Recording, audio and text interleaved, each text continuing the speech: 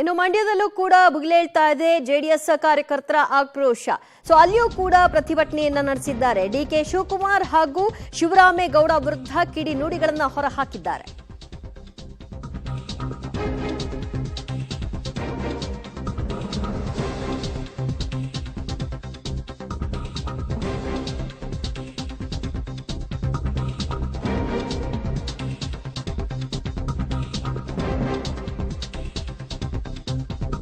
ಹೊರಹಾಕಿದ್ದಾರೆ. ಡಿಕೆ ಶಿವಕುಮಾರ್ ಹಾಗೂ ಎಲ್ಆರ್ ಶಿವರಾಮೇಗೌಡ ವಿರುದ್ಧ ಕಿಡಿ ನುಡಿಗಳನ್ನ ಹೊರಹಾಕಿದ್ದಾರೆ. ಸಿಡಿ ಮಾಸ್ಟರ್ ಡಿಕೆಶಿ ಅಂತ ಧಿಕ್ಕಾರವನ್ನ ಕೂಗಿದ್ದಾರೆ ಪ್ರತಿಭಟನಾ ನಿರತ ಜೆಡಿಎಸ್ ಕಾರ್ಯಕರ್ತರು.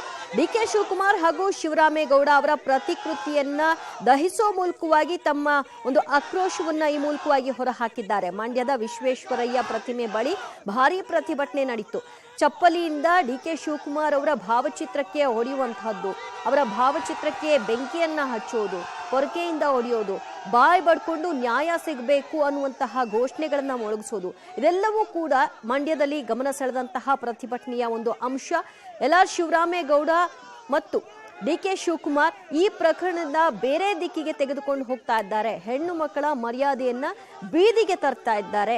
ಹೆಣ್ಣು ಮಕ್ಕಳಿಗೆ ಯಾವುದೇ ರೀತಿಯಲ್ಲಿಯೂ ಕೂಡ ಈ ಸರ್ಕಾರದಿಂದ ರಕ್ಷಣೆ ಇಲ್ಲ, ತಮ್ಮ ಸ್ವಾರ್ಥಕ್ಕಾಗಿ ಏನ್ ಬೇಕಾದ್ರೂ ಕೂಡ ಮಾಡುವಂತಹವ್ರು ಇವರು ಅನ್ನುವಂತಹ ಆಕ್ರೋಶಗಳನ್ನ ಜೆಡಿಎಸ್ ಕಾರ್ಯಕರ್ತರು ಹೊರಹಾಕಿದ್ದಾರೆ.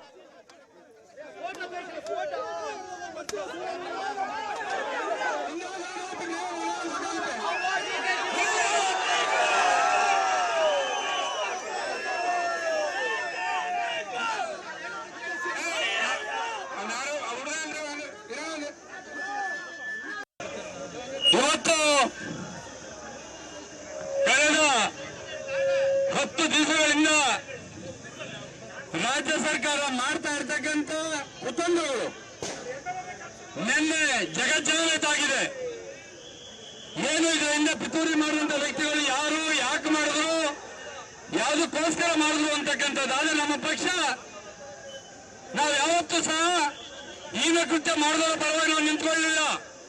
ಅವರಿಗೆ ಶಿಕ್ಷೆ ಆಗಬೇಕು ಅಂತಕ್ಕಂಥದ್ದೇ ನಮ್ಮ ಪಕ್ಷದ ವರಿಷ್ಠರಾದ ದೇವೇಗೌಡರು, ಕುಮಾರಸ್ವಾಮಿ ಅವರು ಯಾವುದೇ ತನಿಖೆಗೂ ಸಹ ಅಡ್ಡಿ ಮಾಡಲಿಲ್ಲ. ಆದ್ರೆ ಇವತ್ತು ಸಾವಿರಾರು ಹೆಣ್ಣು ಮಕ್ಕಳ ಮಾನವೀಯರ ಕುಟುಂಬಕ್ಕೆ ಬೀದಿಗೆ ತಂದಂತ ಪುಣ್ಯಾತ್ಮರು ಯಾರ್ಯಾರು ಅಂತಕ್ಕಂಥದ್ದು.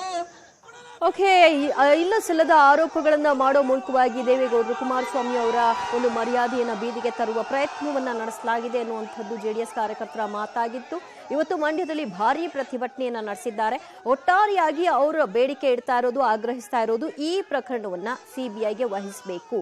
ಎಸ್ಐಟಿ ತನಿಖೆಗಿಂತ ನಮಗೆ ಸಿಬಿಐ ತನಿಖೆಯಲ್ಲಿ ಹೆಚ್ಚಿನ ನಂಬಿಕೆ ಇದೆ. ಕಾರಣ ಎಸ್ಐಟಿ ತನಿಖೆಯ ಹಂತ ಯಾವ ರೀತಿಯಾಗಿ ದಿಕ್ಕು ತಪ್ತಾ ಇದೆ ಅನ್ನೋದು ಮೇಲ್ನೋಟಕ್ಕೆ ಕಾಣಿಸ್ತಾ ಇದೆ ಅನ್ನೋದು ಅವರ ಆರೋಪವಾಗಿದೆ.